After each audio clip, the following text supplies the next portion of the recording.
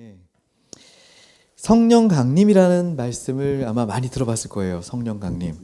예, 제가 이제 원래는 이 말씀을 이제 그 부활절 지나고 전해야 정상인데 아마 그럴 기회가 없을 것 같아서 제가 미리 이제 성령 강림에 대해서 한번 좀 같이 말씀을 나눠보고자 준비를 했습니다.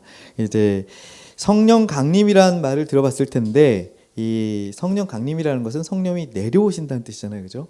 성령이 하늘로부터 내려온다. 근데 그 말 뜻을 이제 고민을 해보면 굉장히 좀 뭐랄까 한 번쯤 이렇게 생각했어도 약간 좀 낯설어집니다. 왜 그러냐면 성령의 내주가 뭔지를 좀 어려워해요. 성령의 내주가 뭐고 또한 성령 세례라는 것은 무엇이며 성령이 어떤 것인가. 또 더 나가서 보면 성령의 부르심이란 말이 있어요. 성령의 부르심은 또한 성령의 부으심은 또 무엇이며 또 성령이 충만하다. 성령이 충만하다는 것은 또 무슨 뜻인가? 물론 우리가 압니다. 이게 다 대충 딱 들어도 한국말이니까 아침에 이제 영어로 설교할 때보다 훨씬 저도 편하게 압니다. 근데 딱 들어보면 느낌은 있는데 정확히 뭔지 표현하기가 어려워져요. 그러니까 왜냐하면 이게 교회에서요, 교단마다 혹은 또 교회 역사의 어느 순간마다 이걸 표현을 조금씩 달리 했어요. 그래서 이게 딱 그 모두가 공통적으로 딱 통하는 말이 사실 쉽지가 않아요.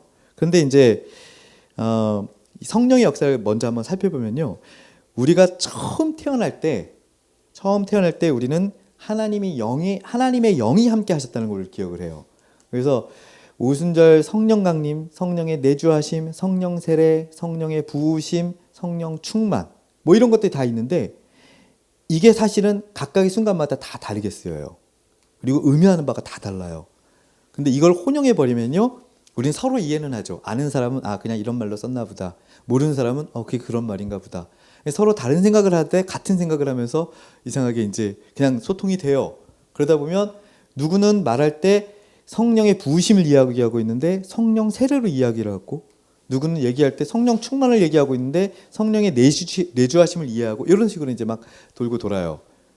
근데 뭐 어차피 성령님은 한 분이니까 괜찮아 이렇게 생각해도 되는데 조금은 그래도 신앙생활을 앞서갈 때, 신앙생활을 나아갈 때, 한 발짝 더 나아갈 때 이런 것들을 조금 더 구분할 수 있으면 한결 성경 읽을 때 좀 편합니다. 그리고 성령을 이해할 때 편하고요. 그래서 성령의 역사를 잘 보면 맨 처음에 흙으로 사람을 지으시고 생기를 그 코에 불어넣으신 사람이 생명이 된지라 할 때 이 생명이 성령을 지칭을 합니다. 여기서부터 시작이 돼요, 우리가. 그래서 하나님의 형상대로 지음을 받았고 하나님이 성령님의 함께 하심으로 인하여 우리가 하나님과 늘 함께하고 대화하는 그런 존재로, 하나님과 교제하는 존재로 우리가 처음부터 만들어졌다는 것을 맨 창세기부터 우리는 알 수 있는 거예요. 그래서 창세기부터 떡 열자마자 사람을 만들었는데 뭘로 만드나? 하나님과 교제하는 자로 만든 거예요. 그래서 성령님은 하나님과 교제하는데 반드시 나와 함께 하셔야 가능하구나. 그러니까 성령님의 존재 자체가 처음부터 우리는 하나님과 교제하게 됩니다. 그래서 왜 그 축도를 할 때 보면 성자 하나님 얘기하잖아요. 이제는 우리 주 예수 그리스도의 은혜와 성부 하나님의 사랑과 성령님의 교제하심이에요. 이게 이제 사도 바울이 얘기할 때 처음부터 교제와 어떤 그걸 할 때, 그 나눔을, 하나님과 통행을 할 때 가장 크게 역사하신 분이 성령님이라는 걸 알게 되죠. 하지만 이제 사람들이 어떤 악에 쌓이고 하나님을 떠남으로 인해서 어떤 현상이 벌어지냐면 그 노아 홍수쯤 해갖고 나의 영이 영원히 사람과 함께하지 아니하리라. 근데 이 말씀 딱 오면 여기서부터 이제 헷갈리기 시작을 해요. 성령님이 왔다가 갔다가 이게 막 어떻게 주는 것 같기도 하고 안 있을 때가 있는 것 같기도 하고, 이러다 보면 이제 삼위일체가 조금씩 헷갈리기 시작을 하죠. 여기서부터 이제 살짝 이제 문제가 생깁니다. 그래서 노아 홍수가 오고 살아있는 삼은 사람들이 다시 하나님 앞에 나왔지만 역시 또 교만해져요. 그리고 그들이 바벨탑 사건으로 흩어집니다. 바벨탑 사건으로 흩어질 때 사실은 그들에게 바벨탑 사건으로 흩어질 때 이제 그들에게 그 언어가 이제 갈리기 시작하잖아요. 완전히 언어가 갈리면서 성령님의 역사가 이제 그 언어를 통해서 이제 나타나기 시작을 해요. 왜냐하면 그 전에는 하나의 언어로 있다가 언어가 쫙 흩어지면서 이제 성령님이 앞으로 어떻게 역사를 하실지를 예표적으로 보여줘요. 그러니까 흩어지는 것도 우리가 하나님을 떠났기 때문에 언어가 흩어지고, 합쳐지는 것도 성령님에 의해서 합쳐진다는 것을 이제 예표적으로 보이기 시작하죠. 그래서 성령님의 오심의 순서를 보면, 먼저 예수님의 죽기 전의 모습을 보면 성령이 없을 때의 모습 이제 조금 보여줍니다. 그래서 여기 보면 명절이 끝나고 곧 큰 날, 예수께서 서서 외쳐 이르되 누구든지 목마르거든 내게로 와서 마셔라. 나를 믿는 자는 성령의 이름과 같이 그 배에서 생수의 강이 흘러나오리라. 이는 그를 믿는 자들이 받을 성령을 가리켜 하신 말씀인 것이라. 여기 보면 성령의 이름과 같이, 그리고 그를 믿는 자들이 받을 성령을 가리켜 하신 말씀이라. 성령을 받는다고 얘기를 해요. 그죠? 성령이 안 계셨던 건가? 혹은 성령은 소유가 있는 건가? 성령은 마치 건네주는 것처럼 줄 수 있는 건가? 이런 생각을 하게끔 만들어요. 그러고 나서 여기 보면 마지막에 보면 이건 이제 약간의 나중에 추가된 참조예요. 예수께서 아직 영광을 받지 않으셨으므로 성령이 아직 그들에게 계시지 아니하시더라. 성령이 안 계셨다 그래요.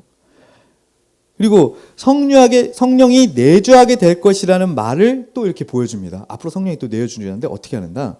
예수께서 또 이르시되 너희에게 평강이 있을지어다. 아버지께서 나를 보내신 것 같이 나도 너희를 보내노라 하시면서 예수님 부활하신 후에 이 말씀을 하시고 그들을 향하여 숨을 내쉬며 이르되 성령을 받으라.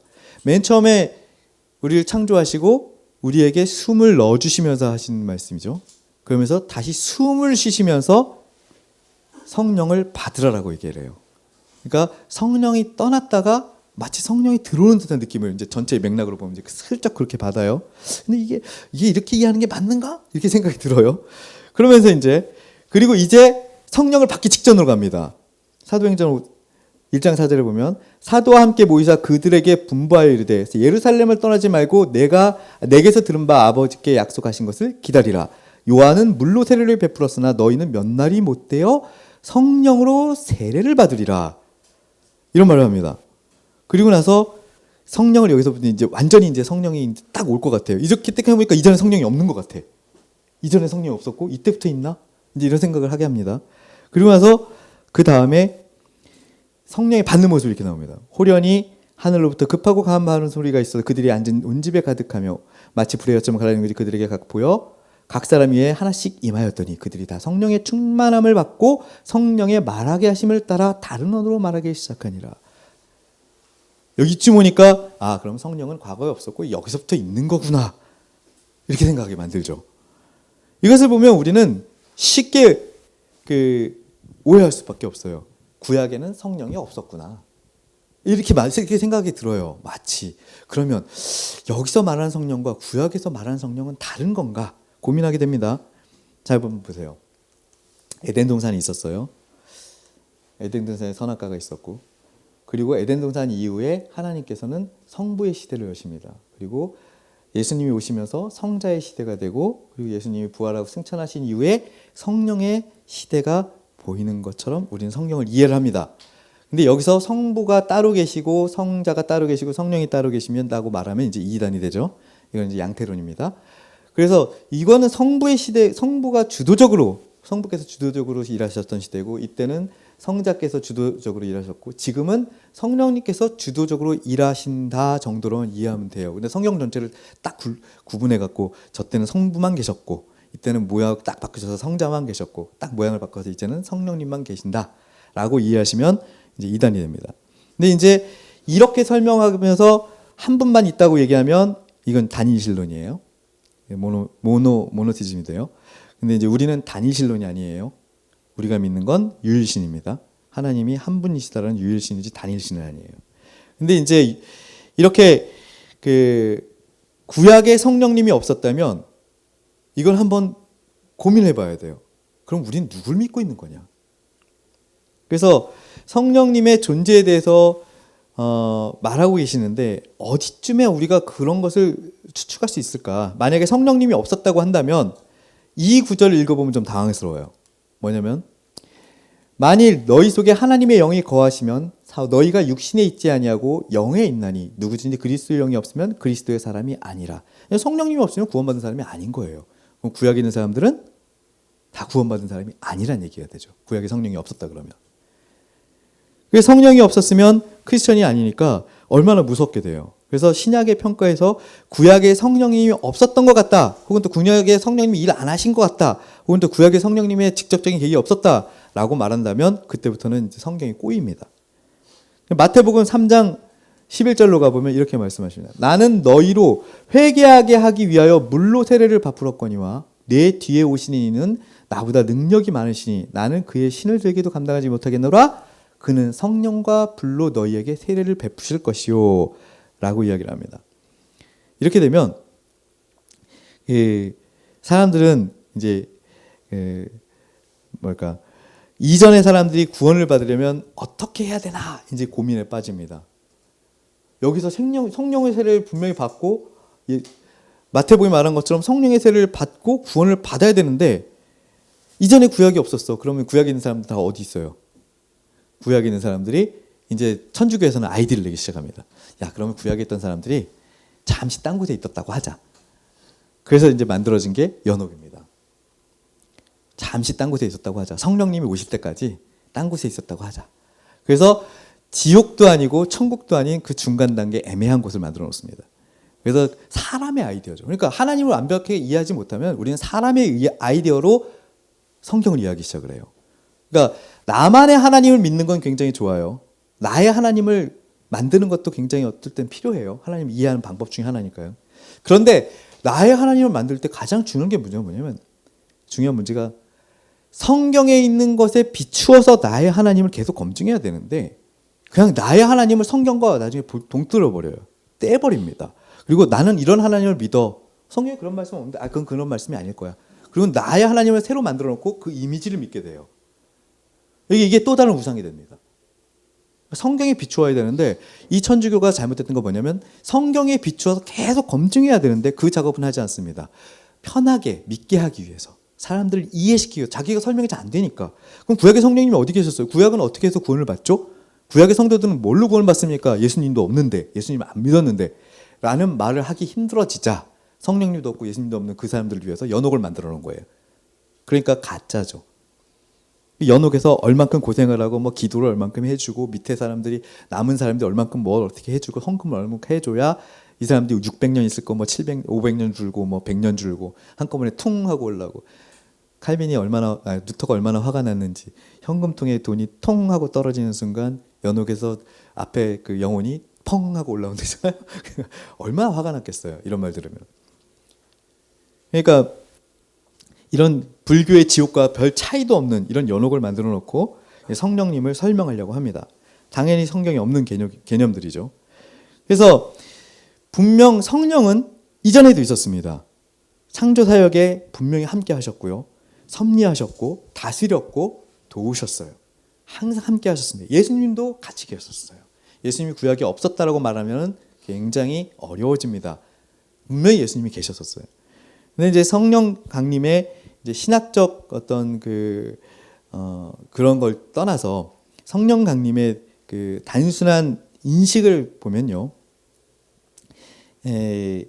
성령 부르는 자체인 거잖아요. 하나님의 신이요, 예수님의 영이요, 그리고 그 자체로 하나님은 성령으로 하나님이십니다. 한 분 하나님이세요. 근데 꾸준히 선지자들로부터 이 성령 하나님을 우리는 계속 봐왔어요.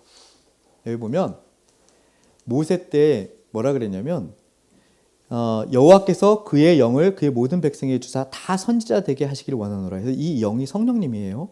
뭐냐면 모세가 그 하나님 앞에 이제 도울 자들을 청하고 하면서 시내산에 올라갔을 때 70인 장로들하고 같이 기도를 하는데 그들에게 성령이 내립니다. 성령이 내리는데 그 외에도 진중에 성령이 내려요. 그래서 성령이 내린 사람들이 막 방언하고 하니까 이 사람들한테 이 얘기를 하잖아요. 여호수아가 말하여 이르되 내 주여 모세여 그들을 말리소서.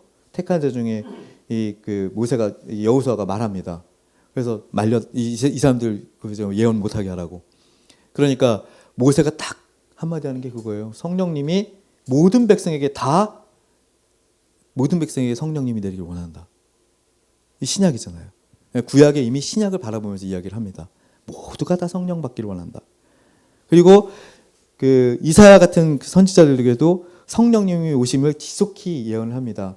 나는 목마른 자에게 물을 주며 마른 땅에 시내가 흐르게 하며 나의 영을 내 자손에게 나의 복을 내 후손에게 부어주리니 나의 영을 나의 자손에게 성령님에 대해서 언급을 해요. 성령님이 다 다스리고 지금도 있고 앞으로도 성령님이 모든 것을 모든 믿는 자들에게 내려갈 것이다. 또 얘기를 합니다. 그리고 에스겔서에 가서도 이건 대표적인 것들만 얘기하는 거예요. 내가 내 영을 이스라엘 족속에게 쏟았음이라. 성령님이 안 계시면 이스라엘 백성도 이스라엘 백성이 아니에요. 성령님이 계시기 때문에 이스라엘이 이스라엘 백성이 되는 거예요. 그리고 유엘서에 가보면 이제 아주 예수님 오기 직전이잖아요. 그때쯤 가면 아주 명확하게 말을 합니다. 성령님에 대해서. 그때 내가 또 내 영을 남종과 여종에게 부어줄 것이며. 그때라는 건 이제 그 예수님이 말씀하시는 성경에서 말하는 예수님이 오시는 그때예요. 그리고 그 종말이 시작되는 그때. 예수님이 오시면 또 종말이 이제 시작이 되잖아요. 그래서 하나님의 나라가 완성이 되는 그때를 말하는 거죠. 그래서 그때에 내 영을 남종과 여종에게 부을. 모든 사람이, 모든 남자만이 아니에요. 장로만이 아니에요. 대표들만이 아닙니다. 모든 크리스찬이 이제는 성령의 틀 안에 들어갑니다. 성령을 부어준대요.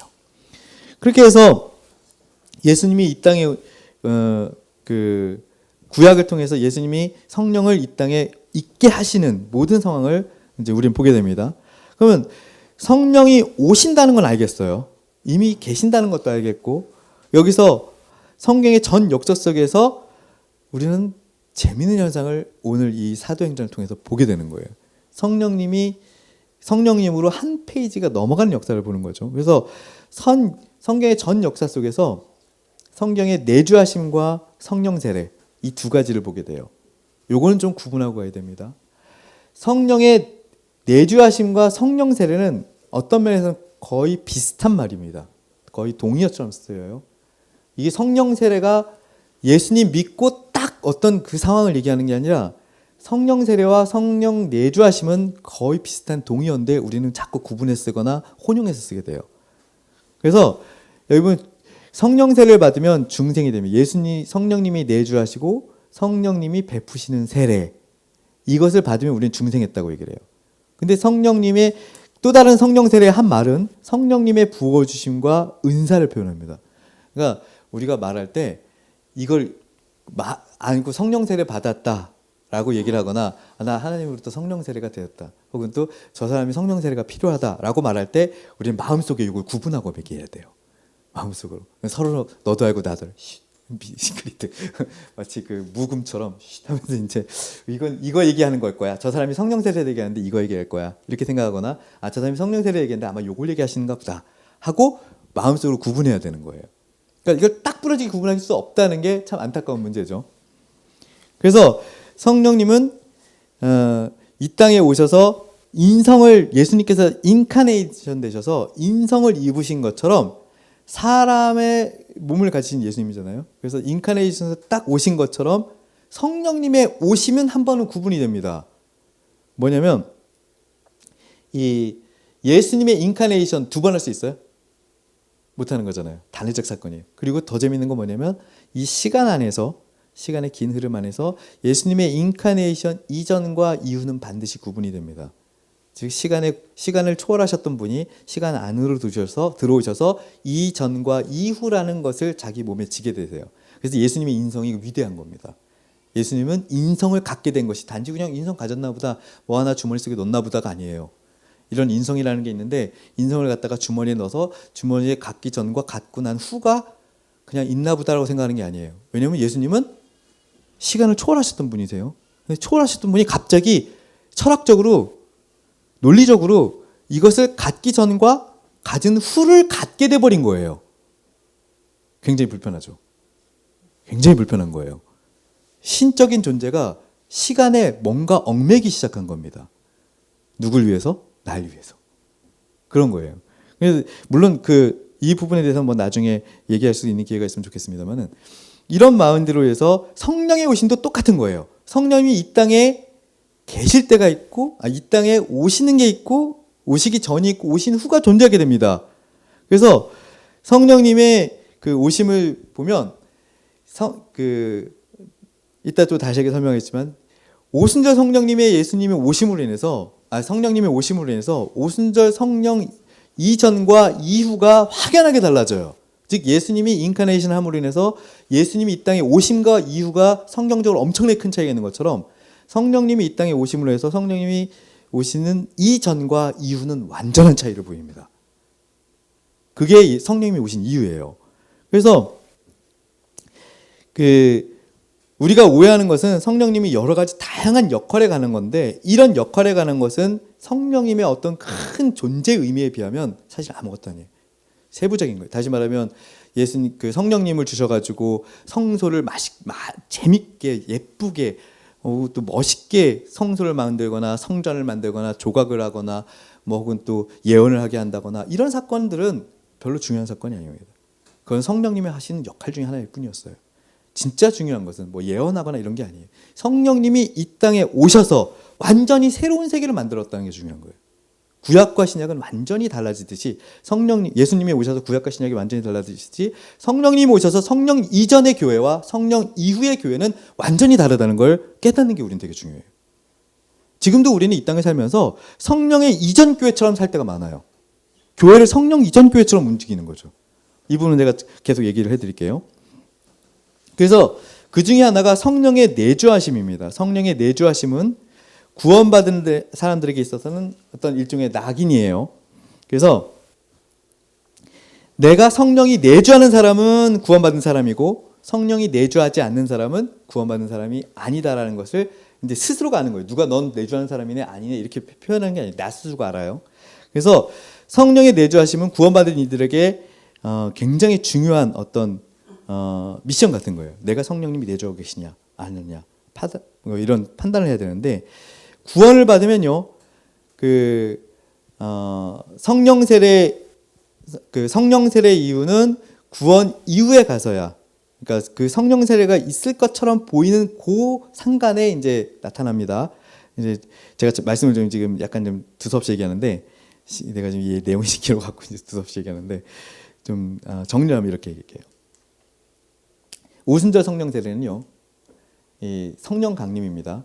이 성령 세례이면서도 성령의 부어주심인데, 이 오순절 성령 세례는 교회에 주는 거예요. 그래서 마띠아를 뽑을 때 이런 상황이 벌어집니다. 마띠아를 뽑을 때 어떻게 뽑죠? 제비를 뽑죠.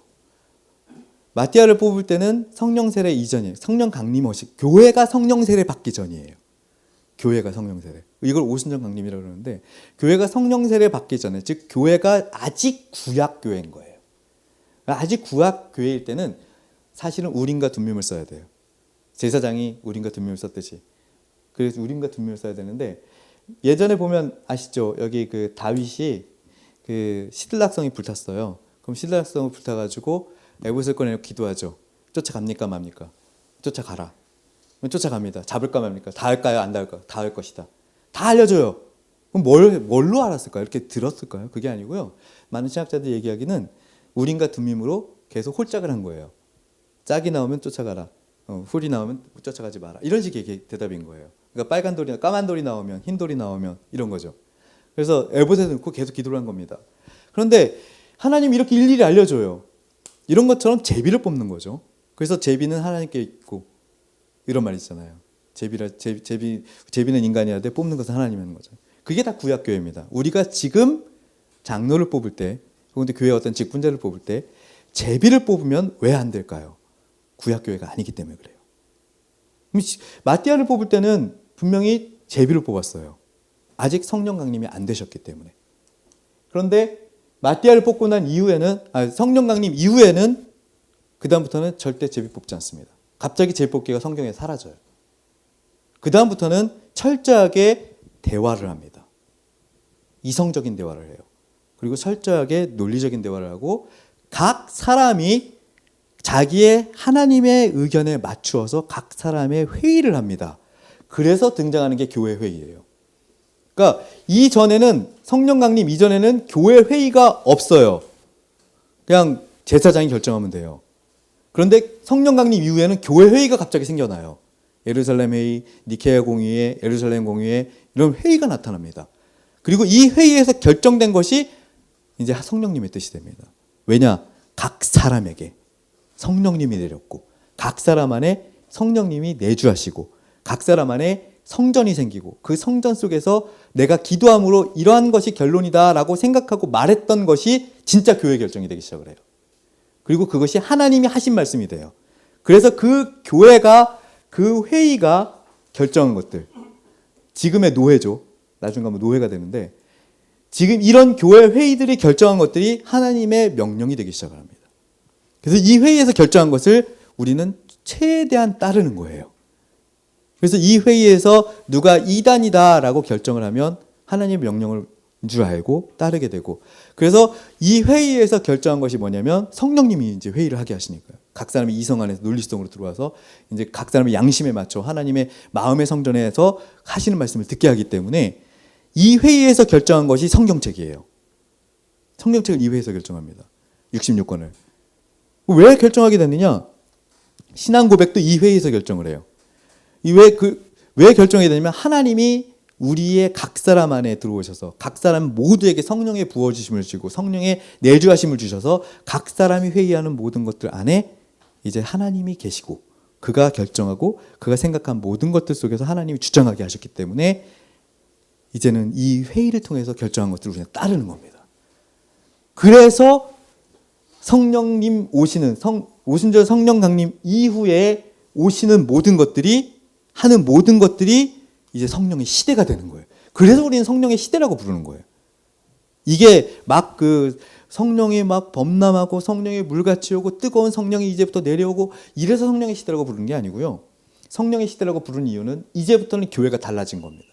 성령 세례 받기 전에 이전에 성령 강림 이전의 교회는 뭔가 논리적이지 않고 뭔가 이론적이지 이성적이지 않고 뭐가 답답하고 뭔지 잘 모르겠고 죽이라 그러니까 죽였고 살리라 그러니까 살렸고 하나님 원하는 대로 하나님이 이렇게 원하신다 그러면 그냥 했고 이랬는데 이제 성령님이 딱 오신 이후에는 우리 모두가 밝게 하게 된 거예요. 우리가 바보가 아닌 거예요. 그전에는 바보였어요. 이제 우리는 완전히 깨우치게 된 겁니다. 하나님을 알게 되고 말씀을 알게 되고 성령님의 뜻을 내 마음으로 알게 된 거예요. 아, 성령님이 이렇게 하시길 원하는구나. 당신도? 그럼 우리 한번 회의해 볼까? 모두가 다 그렇게 원한다고? 당신은 그렇게 생각했어? 아, 그렇구나. 그럼 하나님이 이걸 원하시는 게 맞구나. 그러면 하나님이 이걸 원하시니까 우리 이렇게 합시다 하고 회의에서 결정하고 투표하고 결정하면 우리는 전심으로 그게 내 마음에 들지 않도록 따르는 거예요. 그래서 교회 공동회의가 중요하고 그래서 노회회의가 중요하고 교회 전체 회의가 중요해진 거예요. 그리고 교회에서 공동회의나 회의나 뭘 하면서 우리 이렇게 하지 맙시다 그러면 하나님의 명령처럼, 성경은 아니에요. 성경처럼 따르는 게 아니라 하나님이 그렇게 원하시는구나 하고 따르기 시작을 하게 된 거예요. 그러니까 성경이 정해진 것도 교회가 성경을 정한 게 아닙니다. 많은 사람들이 교회가 성경을 정했다고 얘기를 해요. 그래서 성경 66권의 그 권위를 도전하는 거죠. 성경 66권이 그렇게 된 게 아니야 하고 치워버립니다. 그래서 이것도 성경이 될 수 있고 저것도 성경이 될 수 있고 얘도 성경에 끼워 넣을 수 있고 뺄 수 있고 이렇게 돼버린 거예요. 사람이 만들었으니까 사람이 뺄 수 있지 않느냐 이렇게 돼버린 겁니다. 그런데 그게 아니라는 거죠. 사람이 한 게 아니에요. 성령님이 하셨다 이유가 뭐냐면 교회에 하나님이 각 사람의 모두에게 성령 강림을 주시고 그 회의가 결정하게 하셨고 그 회의를 통해서 우리가 하나님을 알게 하셨기 때문에 우리는 성경 66권을 그렇게 믿는 겁니다. 그렇기 때문에 지금 와서 성경의 한 글자로 빼면 누구 명령을 어긴게 되냐면 바로 하나님의 명령을 어긴 게 돼요. 그럼 다시 회의합시다. 아무리 봐도 성경이 좀 이상한 것 같아요. 다시 회의합시다고 모여서 성경을 빼면 뺄 수도 있겠죠. 가능성은 있어요. 그런데 가만히 생각해봐요. 전 크리스찬들이 거기 동의할까요? 이제는 아무도 동의 안 한다는 거예요. 왜냐하면 하나님이 이렇게 명령하셨고 우리 마음에 그걸 빼고 넣고 하는 게 이상해지다는 거예요. 그걸 도전하는 순간 하나님의 권위에 도전하는 게 돼버려요. 그러니까 성령님을 믿는 사람이고 모든 크리스찬이라면 성경을 믿고 또한 교회 회의가 결정한 것을 받아들이는 데 있어서 별로 주저함이 없습니다. 그에 대해서 충분히 따르게 되죠. 그리고 이게 이제 오순절 성령 강림입니다. 그래서 성령님을 보면요. 우리는 보통 이제 보혜사라고 부르죠. 보혜사. 근데 이제 보혜사가 한자로 하면 이렇게 써요. 그런데 이제 이거 한자를 보면서 이제 보혜사란 한자를 보면서 아, 도우시는 분이고 은혜를 베푸는 사람 뭐 이렇게 생각을 하는데 원래 이게 그 위키백과에도 나와요. 보혜사라고 딱 치면 뭐라고 나오냐면 이 파라클레토스의 음역이라고 나와요. 한자 아닙니다. 한글이에요. 근데 오늘 아침도 얘기하다가 웃고 말았는데 연어를 한자로 뭐라고 쓴다 그러면 석삼자에다 글문자 써요. 그게 연어예요. 중국말로 그게 삼문이에요. 그게 연어입니다. 그런데 똑같은 거예요. 파라클레토스를 보혜사라고 부른 것 뿐입니다. 그래서 이제 이 파라클레토스인데 파라클레토스가 뭐냐면 은혜를 베푸는 거죠. 비슷하게 번역을 한 거예요. 도와주는 거예요. 파라클레토스가. 근데 파라클레토스 자체가 성령님을 말해요. 그래서 성령님이 하시는 건 뭐냐면 우리에게 성령을 받는 것, 성령 세례하는 것, 성령을 받으면 방언을 말하게 하는 것 이런 식으로 자꾸 끌고 가요. 그래서 제가 이 부분에 대해서 조금 좀 말씀을 드리고 싶은데 사도행전 1장에 보면 이제 내가 어디까지 넘어와 버렸나? 쭉 넘어와 버렸네.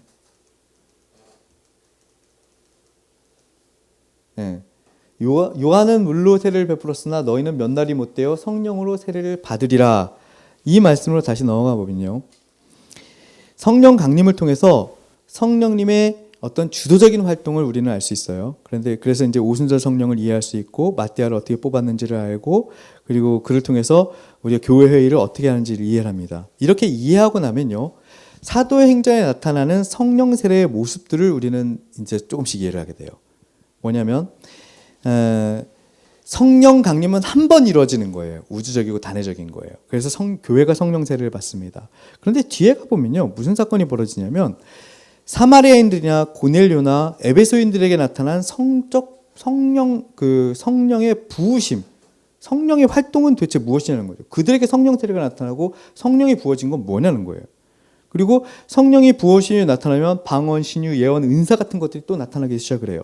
그럼 지금껏 우리가 부흥회나 어떤 집회라는 것을 하면서 막 방언하고 은사를 하고 이런 것이 어떤 형태로 맞느냐 틀리냐 이런 걸 자꾸 논하게 됩니다.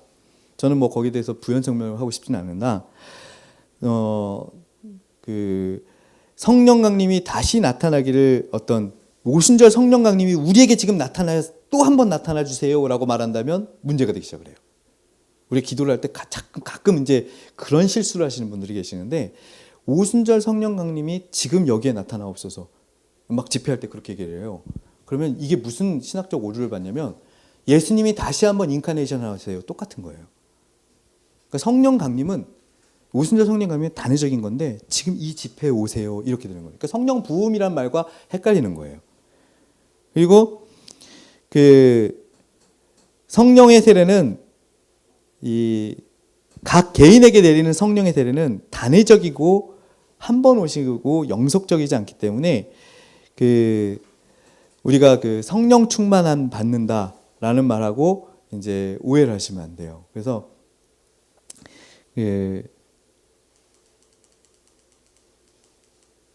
여기 에베소서 이제 가보면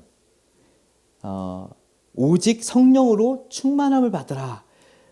이 성령 충만이라는 얘기를 쓰는데 이거는 꾸준하게 내 안에 꾸준하게 성령님이 계속 계셔라 이런 뜻입니다. 그래서 성령이란 말은 성령 안에서 기쁨이 있다 이런 뜻입니다. 이걸 갖다가 매일 새로운 성령으로 계속 충분한 매일 성령 세례를 받아야 된다 이런 개념으로 이해하시면 안 되고요. 그래서 골로새서 3장에 가보면 또 시와 찬송과 신령한 노래를 부르며 그래서 신령한 그리고 여기 나중에 시와 찬송과 신령한 노래로 서로 화답하며 이런 말을 하면서 성령에 대해서 성령님이 우리에게 어떤 열매를 맺게 하시나 이런 거에 대해서 이제 조금씩 알기 시작을 해요. 그리고 나서 성령 세례와 이제 성령의 부어주심이에요. 각 개인에게는 성령의 부어주심이 성령 세례입니다. 성령의 부어주심과 성령 충만의 차이를 조금씩 느끼게 됩니다.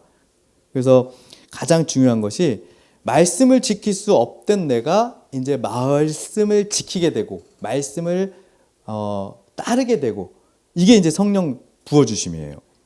그래서 내가 성령에 충만하기 때문에 성령이 충만하지 않을 때는 자꾸 말씀을 버리게 되고 성령이 충만해지면 말씀이 성령이 내 안에 충분히 이렇게 부어주심이 계실 때는 말씀을 사모하며 따르게 되는 거예요. 그래서 성령의 시대, 즉 오순절 성령 강림과 성령 충만이 된 성령 세례를 받고 난 그 이후에는 우리가 말씀에 따라서 예수님의 부활을 마지막에 이제 증언하는 시대로 가게 되죠. 그래서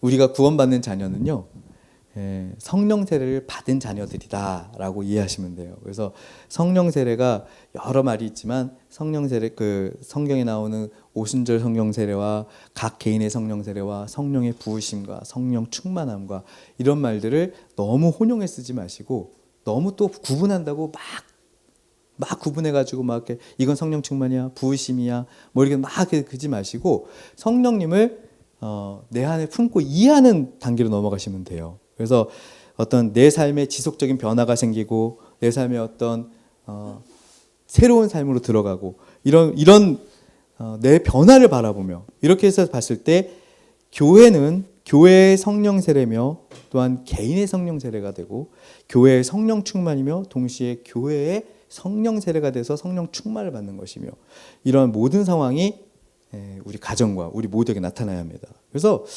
고넬료의 성령 세례 같은 경우는 개인의 구원으로 일반적인 성령 세례, 즉 증생이죠. 그리고 성령의 내주한 가운데 그때 베드로를 청한 거예요. 그래서 이후에 베드로의 기도로 성경적 성령 세례, 즉 성령 부으심이 나타난 거고요.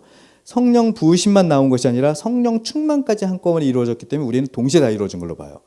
그리고 사마리아에서 성령 세례를 보면 사마리아 사람들이 성령 세례를 받았대요. 그런데 이거는 일반적 성령 세례, 즉 오순절 성령 세례가 있었는데 그들한테도 뭐 또 다른 성령 세례가 오순절 성령 세례를 내리는 게 아니라 성경적 성령 세례, 즉 부으심이 있어야 되는 거예요. 그런데 그들이 부으심이 없었기 때문에 나중에 가서 말씀을 전할 때 막 방언도 하고 시작을 하죠. 예배소 사건도 마찬가지입니다. 그거 비슷해요. 그래서 한 번에 오순절 성령 세례 이후에 성령 부으심이 우리에게 각각이 있어야 되는 거예요. 우리는 그래서 꾸준히 성령님이 나에게 성령 부으심을 주기를 기도해야 하는 거예요. 성령 충만하며 성령님이 부어주시고, 교회가 성령 세례 받았으니 인비저블 처치는 이미 완전해졌고, 우리가 인비저블 처치 멤버로 들어가기 위해서 각각의 교회가 아니라 인비저블 처치, 보이지 않는 교회 있잖아요. 구원받은 사람들의 성도의 모임. 그 인비저블 처치 안으로 들어가기 위해서 우리는 성령의 충만함으로 계속 머물러야 되는 거죠. 그래서 고린도서 13장 빠져버렸네. 이게 빠졌네. 고린도 13장 8절에서 12절을 보면 이런 말이 나와요. 사랑은 언제까지나 떨어지지 아니하되 예언도 패하고 방언도 패하고 지식도 패하리라. 여기까지는 알죠. 근데 재밌는 부분이 나옵니다. 우리가 부분적으로 알고 부분적으로 예언하니 온전한 것이 올 때는 부분적으로 하던 것이 패하리라. 그러니까 구약에서는 부분적이었어요. 우리가 파편적으로 알았어요. 그런데 신약에 대해서 성령님이 오니까 이제 완전히 압니다. 그리고 내가 어렸을 때에는 말하는 것이 어린아이와 같고 깨닫는 것이 어린아이와 같고 생각하는 것이 어린아이와 같다가 성령님이 오신 이후에 이렇게 되는 거예요. 장성한 사람이 되어서는 어린아이를 버렸도다. 그러니까 성령님이 처음에 우리에게 주실 때는, 성령님이 들어올 때는 마치 어린아이한테 주시듯이 여러 가지 은사를 줍니다. 막 줘요. 그래서 방언도 하고 예언도 하고 심지어는 막 치유도 주고 막 그걸 줍니다. 그러다가 장성한 사람이 되어서는요, 이게 갑자기 멈춰요. 즉 교회도 똑같은 현상이 벌어집니다. 선교지에 나가면요, 저도 뭐 선교 어떤 그런 거를 가끔 보는데, 선교지나 처음 선교가 시작되는 장소를 가면요, 마구 이런 현상이 일어납니다. 예언도 하고 방언도 하고 치유도 나고 나타납니다. 그러다가 어느 정도 성숙기에 접어들면 이게 사라져요. 이게 사라지는데 이것을 이상히 여기면 안 된다는 거예요. 왜냐하면 이것을 계속 추구하면 어린아이 신앙이 돼요. 이런 것을 계속 추구하는 게 아니라 우리가 정작 추구할 것은 신비주의가 아닙니다. 우리가 정작 추구할 것은 성령님이 얼마만큼 나를 성숙하게 하게 되느냐라는 걸 봐요. 그러다 보니 알다시피 은사주의적 운동보다, 은사주의적 운동이 나쁘다는 건 아니에요. 신앙이 약할 때는 뭐 그게 내가 어린아이 신앙이면 여전히 그게 필요해요. 그런데 어린아이 신앙이 아니라 장선한 분량이 이르게 되면요, 알다시피 신학의 거장들을 가만 생각해 보세요. 폴리갑이든지 암브로스든 저스틴이든 어거스틴이든 그런 사람들이 이런 은사주의에 대해서 목맨 적이 없어요. 더 나가서 칼빈, 루터, 쯔빙글리, 뭐 현대 신학자에서 바빙크, 벌코프, 메이첸 이런 사람들이 은사주의에 대해서 매달린 적이 없습니다. 거기에 관련된 서적도 굉장히 적어요. 그러니까 성령님이 오시면 상당히 우리가 하나님을 인간적으로 만나기 시작해요. 1대1로 만나기 시작을 한단 말이에요. 1대1로 하나님을 만나는 가운데 내가 낫고 뭐 방언을 하고 이게 필요한 게 아니에요. 하나님과 1대1로 만난 이 상황에서는 하나님이 나를 얼마나 인격적으로, 내가 얼마나 하나님을 인격적으로 대화를 하고 있느냐. 이게 더 중요한 거예요. 그러다 보니까 수많은 어떤 그 옛날 어떤 신학적, 놀라운 신학적 서절들 대부분이 이런 부분에서는 아주 조금 다루고 있는 거죠. 대부분은 뭘 다루고 있냐면 어떻게 성령님을 통해서 내가 하나님과 대화하고 있느냐를 다루고 있어요. 내가 어떻게 하나님을 깨닫고 있느냐를 말하고 있죠. 기독교 강요가 그렇고 하나님의 큰일이라는 책도 그렇고 수많은 책들, 메이첸 벌코프 책들이 다 그렇고 모든 책들이, 그리고 뭐 그 예전에 쓰였던 그 어거스틴의 책들이나 그 저스틴이 썼던 책들이나 이런 책들이 대부분 하나님을 어떻게 아느냐에 대해 쓰고 있어요. 모든 책들이. 어떻게 방언하지? 이런 책을 쓴 적이 없어요. 어떻게 하면 신유를 일으키지? 이런 책을 쓴 적이 없어요. 장성한 분량에 이미 이르렀다는 거예요, 성령. 그런데 우리 각 사람 하나하나가 생각을 내가 장성한 신앙의 분량에 이르렀느냐라는 것을 스스로 판단하고 싶으면요, 아직도 신비주의를 찾고 있느냐예요. 아직도 은사주의를 찾고 있느냐. 지금 내가 해야 될 것은 하나님과 인격적으로 만나는 거예요. 왜냐하면 내 안에 성령님이 계시잖아요. 내 안에 성령님이 내주하고 계시고 이 내주하신 성령님을 내가 직접 만나고 있는데 왜 필요하죠? 그래서 에베소서 4장 30절에 보면 하나님의 성령을 근심하게 하지 말라. 그 안에서 너희가 구원하는 날까지 인치심을 받았느냐. 하나님의 성령을 물론 근심하지 말라는 건 내가 죄도 안 짓고 무엇도 안 하고 뭐 여러 가지 많이 있습니다. 그런데 그 중에 하나가 뭐냐면 너무 다른 곳에 몰입하지 말라요. 하나님을 딱 보고 하나님을 앞에서 하나님과 1대1로 대화하는 마음으로 하나님 앞에 서야 되는데 하나님에서 흘러나오는 것들에 관심이 있는 거예요. 하나님이 이번에 날 대학교 들어가게 하셨고, 하나님이 이번에 날 뭐 하게 하셨고, 하나님이 이번에 날 이런 걸 주셨고, 하나님이 나한테 이런 위안을 주셨고. 우리는 엄마 아빠를 사랑하는 게 아니라 엄마 아빠가 주는 용돈을 사랑하는 거죠. 엄마 아빠가 주는 선물을 더 좋아하는 거고. 엄마 아빠를 사랑해야 되는데 우리는 하나님으로부터 흘러나오는 것들만 좋아해요. 그것을 버릴 때가 되었다는 거예요. 우리가 성령님을 아는 것은, 지금의 성령의 시대가 되었다는 것은 뭐냐면 하나님을 정말 내 안에서 만나서 너무 사랑하고 있다는 것을 발견해야 돼요. 그게 성령님의 시대입니다. 성령의 시대가 은사를 주어서 막 놀라운 걸 일으키고 여기 있는 10사람, 100사람이 막 갑자기 돈을 벌고 갑자기 낳고 신유 집회가 일어나서 사람들이 다 일어서고 다 좋아요. 그럴 수 있습니다. 중요한 건 그게 아니라는 거예요. 그거는 사변적인 거예요. 하나님이 주신 용돈에 불과해요. 하나님, 아이한테 물어보세요. 엄마가 준 용돈이 좋아? 엄마가 좋아? 아이들은 용돈을 좋아해요. 근데 돌아가시기 직전에 부모님한테 우리 뭐라고 고백하죠? 다 필요 없어. 엄마 내 옆에 있었으면 좋겠어. 얼마 전에 우리 장모님이 돌아가셨는데 우리 와이프가 장모님 마지막까지 지키면서 뭐라고 그랬냐면 세상 아무것도 필요 없대. 엄마가 하루만 더 살면 좋겠대. 그게 필요한 거예요.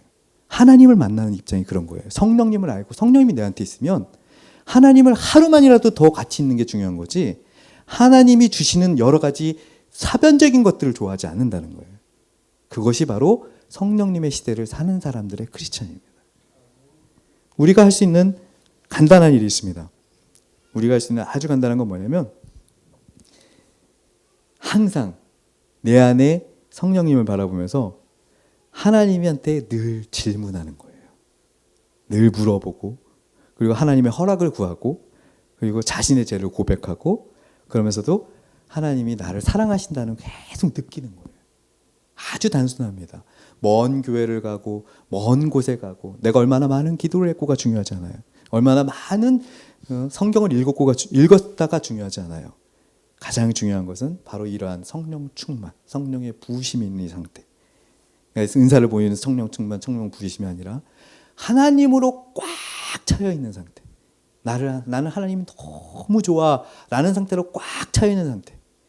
그렇기 때문에 돈도 중요하지 않고 건강도 중요하지 않고 다른 어떤 것도 중요하지 않고, 물론 중요합니다. 다 중요해요. 다 중요한데 그런 것이 아니라 정말 내가 오늘 하나님과 하루 대화했느냐, 이게 중요한 거예요.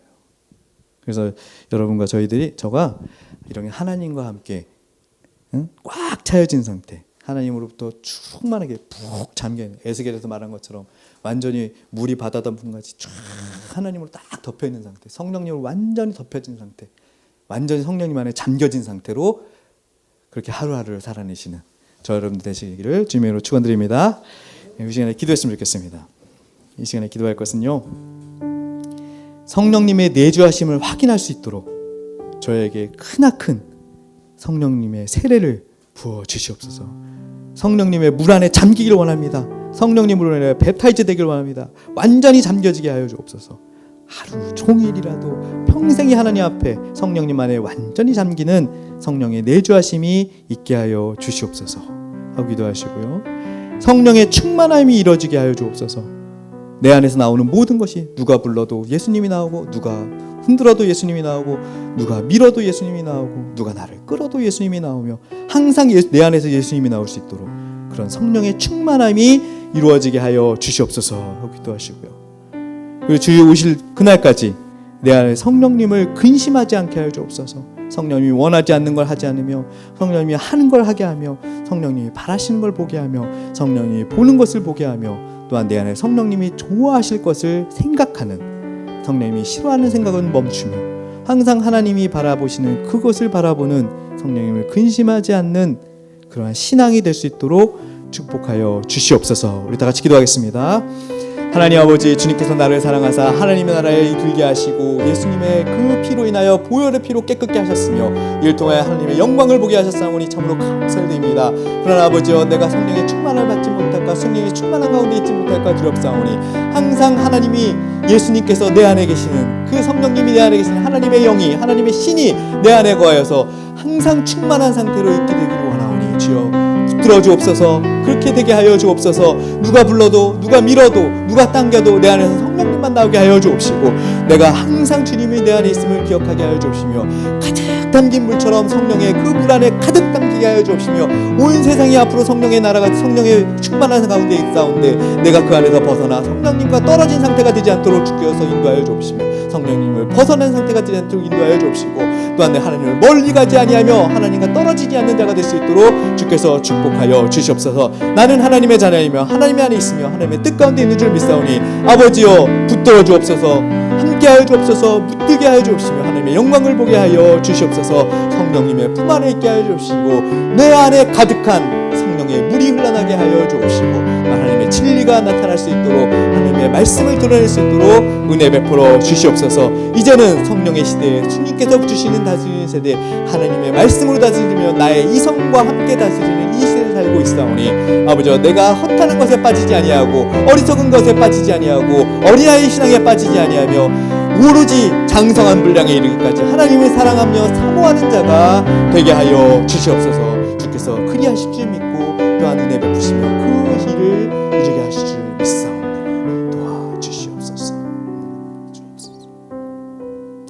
하나님 아버지, 주님께서 성령의 충만한 가운데 저를 두실 줄 믿사오니 내 안에 오직 성령님만 나타나게 하여 주옵시고, 내 안에 오직 하나님의 영광만 드러나게 하여 주옵시며 하나님의 영광을 사모하는 자가 되게 하여 주시옵소서. 사변적이며 허탄한 것이며 또 눈에 보이는 것이며 신비적인 것을 쫓는 것이 아니라 장성한 분량에 이르는 진정한 신앙인이 되게 하여 주시옵소서. 주님을 사랑하게 하여 주시옵소서. 주께서 이루시며 나타내며 또한 내 안에 온전히 성령님의 거주하며 내주함이 나타나게 하실 줄 믿사오며 주께서 함께 하시는 영광의 시간이 되게 하여 주시옵소서. 이제는 우리 주 예수 그리스도의 은혜와 성부 하나님의 지극하신 사랑과 성령님의 감화감동 교통 내주하심이 이제 성령 충만함을 받기로 다짐하며 성령 충만한 가운데 있기로 다짐하며 성령의 내주하심 가운데 있기로 다짐하는 주의 사랑하는 성도들 머리머리 위에와 이 교회와 주의 사랑하는 모든 교회 위에 이제부터 영원토록 함께 있을지어다. 아멘.